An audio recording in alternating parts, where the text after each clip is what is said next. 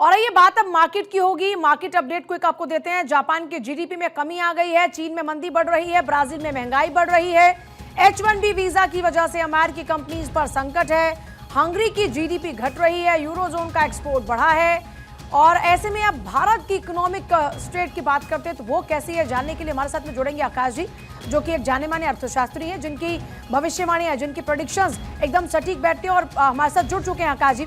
आकाश जी, एक तरफ दुनिया भर में जापान जैसी कंट्री जिनकी जीडीपी गिर रही है, चीन की मंदी बढ़ रही है, ब्राजील में महंगाई बढ़ रही है, ऐसे में भारत सरकार का फैसला जीएसटी को लेकर ये कितनी बड़ी क्रांति देश की अर्थव्यवस्था के लिए लेकर आएगा? पूजा, आपने बहुत सही शब्द इस्तेमाल किया, क्रांति। जी हाँ, बिल्कुल, I totally endorse the word which we have chosen.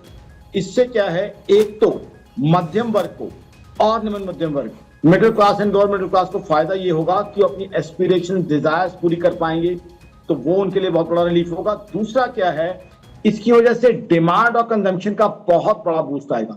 अब डिमांड और कंजम्पशन का बूस्ट ऑलरेडी मार्केट्स के अंदर, मैं बाजारों की बात करता हूं, जहां लोग गाड़ियां खरीद रहे हैं, टू व्हीलर्स खरीद रहे हैं, एलईडी सेट्स खरीद रहे हैं, डिश वॉशर्स खरीद रहे हैं, ऑलरेडी दिख रहा है। उससे क्या होगा, मैन्युफैक्चरिंग बढ़ेगी। मैन्युफैक्चरिंग से क्या होगा, जॉब जनरेशन और इंक्रीमेंट्स।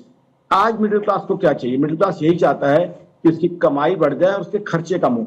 तो मिडिल क्लास की डिजायर्स पूरी हो रही है। साथ ही साथ यूएस टैरिफ और H1B वीजा की वजह से जो ये इतनी बड़ी फीस लगी है H1B वीजा की, उसको भी वीजा टैरिफ कहा जा रहा है।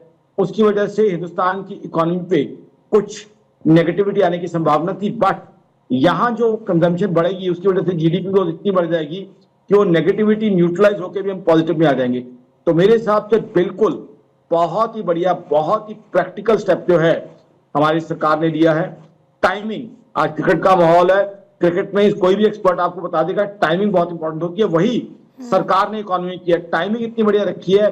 नवरात्र, जहां हम सब लोग खुशी खुशी, क्योंकि ऑस्पिशियस माना जाता है, होली माना जाता है बाय करना, वो लेंगे और दिवाली तक बाइंग दबा के चलते। पोस्ट दिवाली नॉर्थ इंडिया में एक ह्यूज मैरिज सीजन आता है, Saha, that also motivates lot of buying.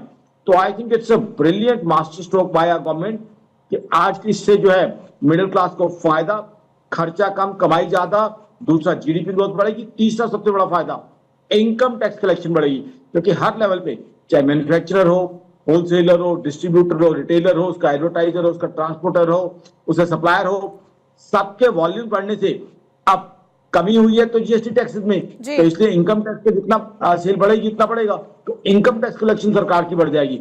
और जीएसटी में भी मात्र रेट्स में कमी हुई है। जीएसटी को लेकर भी मेरी ऑर्गेनाइजेशन आकाश कैलकुलेशन है कि जीएसटी कलेक्शन में कोई कमी नहीं आएगी, क्योंकि वॉल्यूम इतने बढ़ जाएंगे। तो इसीलिए बहुत बढ़िया सरकार ने मास्टर स्ट्रोक खेला है।